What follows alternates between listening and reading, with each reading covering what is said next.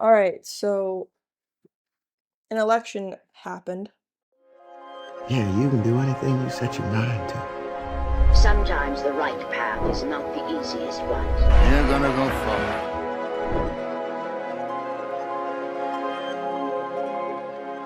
And I've done a pretty hefty amount of coverage on it between my TikTok and my Substack where I write essays. Such a distraction, like the distraction of this campaign. Literally fortifying support for Trump's border policies, her inability to break from Biden's shadow. If they lose, they will have no one to blame but themselves. I don't have a guest with me today. I will in the next episode. I think it's important that we don't see this as a fluke, as some sort of shock that Trump managed to win.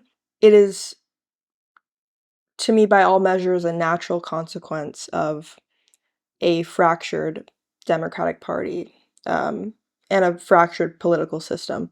And it's one that the Democrats have struggled to absorb for a very long time, even if they have managed to win. Talking about Biden's administration, Obama's, it has been a prevailing devil on the shoulder of the party. This is just one of those highly demonstrable representations of that fact. Trump's messaging tapped into the core frustrations of millions of voters. And in doing that, he was able to win over a more demographically broad swath of voters than the Republicans have ever been able to, creating a more diverse Republican Party than has ever existed. And his campaign was visceral, it was material, and the Democratic campaign simply was not. Trump, through his populist disruptor facade, was able to inspire confidence within people and convince them that he was the viable solution. And the Democratic Party failed to ignite this populist fire because they played into many of the sensationalized scapegoats that Trump has mythologized, and that manifested in capitulating to his framing on immigration and all the lies that's built upon, saying that they're going to do the wall better. So many instances of appearing as a Republican light party, no effective counter messaging in the progressive populist direction, which is exactly what this campaign called for, with an incumbent president that had insane amounts of unpopularity. People placed the blame on him for their economic dissatisfaction. It's a failure of messaging at the core, and they chose neoliberalism to combat neo-fascism. Neo-fascism will always win.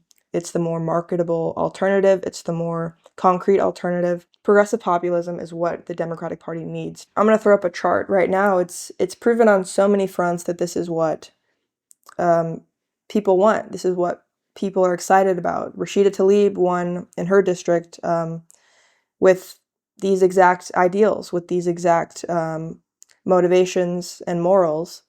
And Kamala lost significantly in this state because of parading around Liz Cheney, because of refusing to speak any humanity towards the people of Gaza, constant Israel first messaging when it comes to that, alienating a significant amount of voters, and also just causing a significant amount of voters to just sit this one out. They were not inspired or mobilized by the Democratic Party, the Harris campaign. For many people, voting this time around was less about rejecting Trump and more about rejecting an America that felt like it no longer served their needs. And this is knowledge that the Democratic Party was privy to even before the Biden swap out.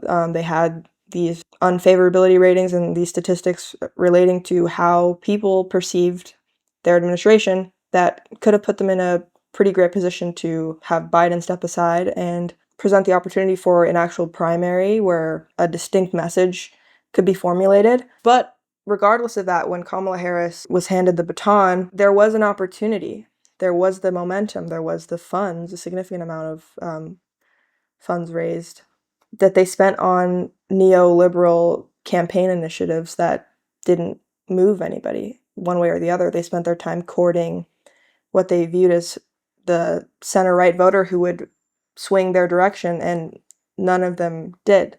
Trump's promises to reshape America and creating the us versus them narrative with the government as the antagonist, as well as immigrants and whatever marginalized community they decide to pin blame on, was effective for people who are massively disillusioned with their state of affairs. And those frustrations are siphoned to the Democratic Party, the people in power. The vision that he presented for an authoritarian reset of America was preferable to the status quo, and the Democrats did not present an alternative to that on the opposite end. The Democratic Party has to now reckon with these failures. I've seen a lot of finger pointing at different marginalized communities for not turning out for Harris. I've seen a lot of blaming the left, which is typical. It is not